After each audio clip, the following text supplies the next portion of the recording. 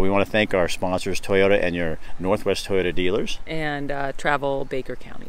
My name is Garrett Groth. I work for Oregon Department of Parks and Recreation in Sumpter, Oregon. So what are we standing in front of? So we are standing in front of the only gold dredge left in the state of Oregon. What is a gold dredge? A gold dredge is a big piece of machinery that basically takes everything from the topsoil down to the bedrock and processes all the dirt and extracts all the gold out of the ground. So tell me, I know, but just so my viewers know, what does that look like? I mean, is it fair? It was raping the land. It was bad. Yes. Okay, go ahead. Yeah, absolutely. So they dredged about 1,300 acres. The dredging company was from Portland, Oregon. They leased the land from the local ranchers in the area, and they leased the land for about $50 an acre. They extracted all the gold. The ranchers got their land back, but it was just piles of rock when they got back, so a lot of the farmers had to go somewhere else to make a living, and that's pretty much what they did from about 1913 to 1954 in this area. How much gold was taken out of here? So this dredge alone got over 1 ton of gold, and this was the third dredge that operated here. So how much money is that? So back then the government controlled the price of gold, so the gold was $35 an ounce, so the company made $4.5 million. At today's prices, it would be worth $180 million. This is gold country, and this dredge is now a state park, but this is where the guy used to stand here and run this machine. And each of those 72 buckets down there picks up gravel, and each one weighs a ton. You do the math. So you guys, we are inside the Sumpter Dredge in Sumpter, Oregon. And if you win our contest, you could be someone who gets to go and come down and visit the Sumpter Dredge and go on the railroad, which is a 45-minute ride. Starts from here.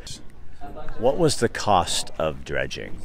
So dredging was obviously very expensive to build these things. You needed large investors. This dredge cost $300,000 to build in 1934, which was obviously a lot of money during the Great Depression. So they thought they were just going to make lots of money off this thing. So is it like a boat and it goes up and down the creek? How does that work, or does it stay in one place? Yeah, exactly. It's like a boat. So they built it about 3 miles down the river, and they just dredged up. They'd go about 1/3 of an acre a day. It just create its own pond as it went, and they would just do that 24 hours a day. And they would get about 2 days off a year. They got Christmas off and 4th of July off. So yesterday you would have just had a day off.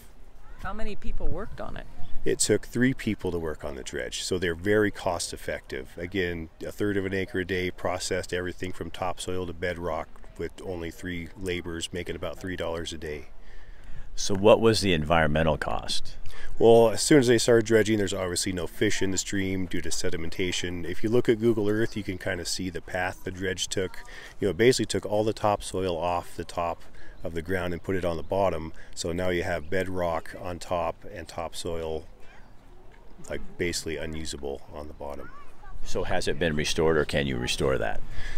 It is not able to be restored due to historic regulations and environmental regulations. So the tailings are just there for ever. Well, this was Oregon's basically second gold rush. You know, Sumpter was actually the 3rd biggest city in Oregon in the late 1800s. They thought about making it the capital when they found the gold here. You know, it had over 5,000 residents, but then once the town burned down in 1917, you know, it got pretty small, and then dredging obviously didn't employ a whole lot of people, so it's just been kind of dwindling, and now the population's about 203, the average age is 67, so it's slowly becoming a ghost town. So what drives it now? Is it tourism? Pretty much tourism and dispensaries. Welcome to Oregon, huh? Welcome to Oregon. That's awesome. Keep Oregon green.